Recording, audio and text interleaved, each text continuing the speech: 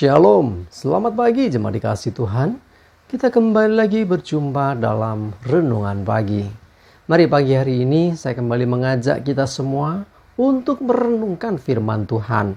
Supaya dengan firman Tuhan, hidup kita akan terus dibangun dan kita pun akan semakin bertumbuh, diteguhkan dan dikuatkan dalam iman dan pengharapan. Sebab firman Tuhan adalah kebenaran. Firman Tuhan sumber kekuatan bagi kita. Firman Tuhan pedoman dan penolong bagi kita semua. Dan bahkan firman Tuhan jugalah yang akan senantiasa menuntun kita dan menerangi setiap langkah hidup kita. Mari jemaat dikasih Tuhan, sebelum kita merenungkan firman Tuhan pagi ini, kita akan bersama-sama berdoa terlebih dahulu. Bapa di surga, kembali kami datang ke hadirat-Mu. Kami menaikkan segala puji syukur ya Tuhan atas segala kebaikan-Mu di dalam hidup kami. Atas begitu besar kasih setia-Mu ya Tuhan. Begitu besar rahmat dan anugerah-Mu. Segala berkat dan kemurahan-Mu, perlindungan-Mu, penyertaan-Mu, pertolongan-Mu, dan juga bahkan pemeliharaan-Mu atas seluruh hidup kami. Terima kasih ya Tuhan. Pagi hari ini kami kembali lagi akan merenungkan firman-Mu. Mari Tuhan singkapkan dan nyatakan kebenaran firman-Mu. Dan Roh Kudus urapi kami semua ya Tuhan. Sehingga kami bisa menangkap apa yang menjadi pesan Tuhan bagi kami. Dan kami mengerti akan kehendak-Mu. Serta melakukan kebenaran firman-Mu dalam hidup kami. Terima kasih ya Tuhan. Di dalam nama Tuhan Yesus kami bersyukur dan berdoa. Amin. Mari jemaat dikasih Tuhan, sama-sama kita akan buka Alkitab kita. Renungan pagi hari ini sampaikan dari Lukas 2 ayat 6 dan 7. Saya bacakan. Ketika mereka di situ, tibalah waktunya bagi Maria untuk bersalin. Dan ia melahirkan seorang anak laki-laki. Anaknya yang sulung.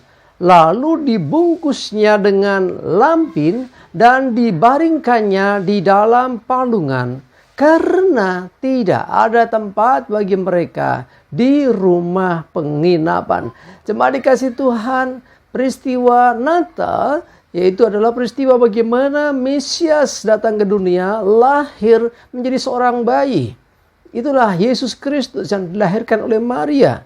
Seperti kita tahu kisahnya, bahwa mereka, Maria dan Yusuf, itu harus melakukan perjalanan terlebih dahulu dari Nazaret ke Bethlehem, ke kota kelahiran Yusuf, untuk mereka mengikuti sensus yang diadakan oleh Kaisar Agustus. Ini peristiwa yang sangat-sangat unik karena ini jarang terjadi dan kita mesti mengerti situasinya. Maria dalam kondisi hamil besar, mengandungnya sudah mendekati masa-masa persalinan, dan saat yang seperti itu harusnya dia menyiapkan diri di satu rumah, di tempat yang nyaman, semua dipersiapkan. Oh, perlengkapan nanti persalinannya apa dibutuhkan, mungkin sudah diundanglah kalau zaman sekarang mungkin bidan atau apalah yang bisa untuk membantu persalinan. Semua disiapkan dengan sebaik-baiknya, harusnya demikian karena itu sudah masa-masa mendekati persalinan. Tetapi tidak demikian dengan Maria dan Yusuf.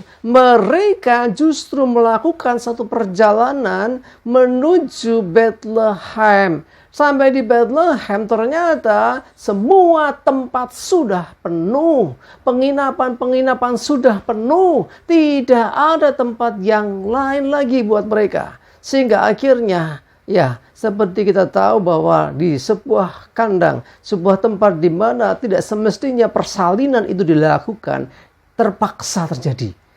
Kalau kita mengatakan terpaksa sesungguhnya saya percaya bahwa ini bagian dari rencana Tuhan.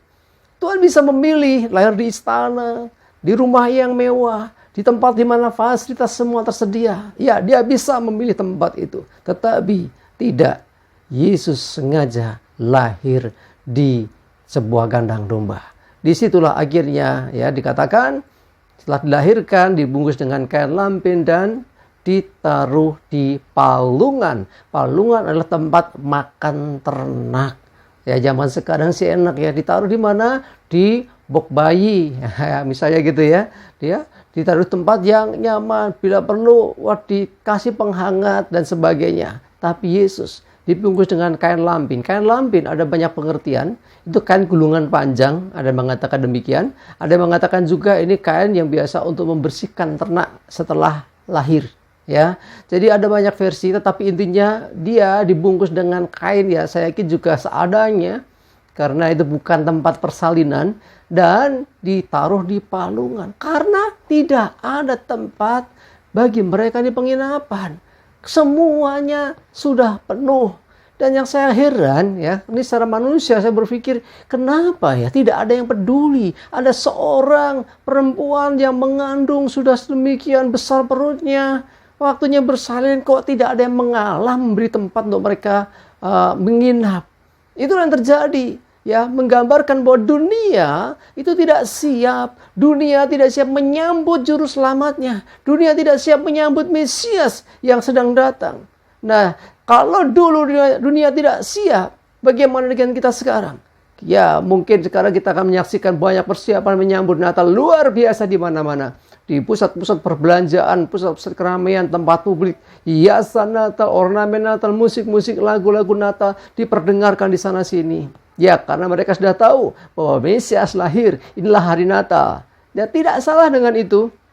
Tetapi yang tidak kalah penting adalah jangan sampai kita sibuk merayakan Natal, tetapi kita melupakan makna Natal. Natal adalah penggenapan janji Tuhan. Natal bukti kasih Allah bahwa Dia sudah menggenapi apa yang difirmankan untuk menyelamatkan umat manusia. Tapi lebih daripada itu, kalau kita semua sekarang fokus ya di bulan Desember dan merayakan Natal, jangan lupakan Dia akan datang kembali. Nah, kedatangan yang kedua nanti ini harusnya dipersiapkan. Jangan sampai Yesus datang yang kedua tidak ada yang siap lagi seperti pada waktu peristiwa Natal di Bethlehem.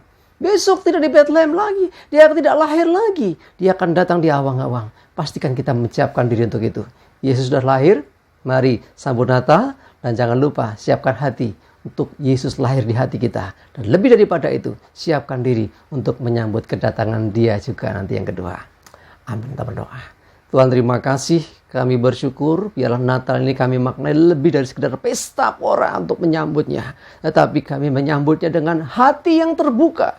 Untuk Yesus boleh ada dan lahir di hati kami, di hidup kami. Dan menjadi Raja bagi kami.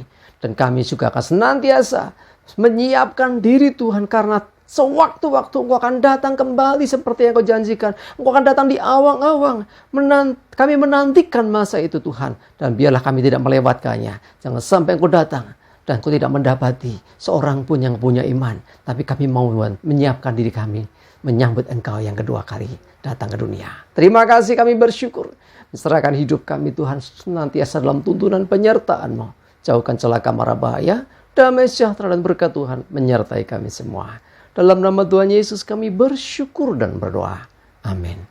Mari jemaat dikasih Tuhan, selamat hari Natal. Selamat merayakan hari kelahirannya. Dan ingat, senantiasa maju terus dalam iman dan pengharapan. Tuhan Yesus memberkati kita semua. Amin.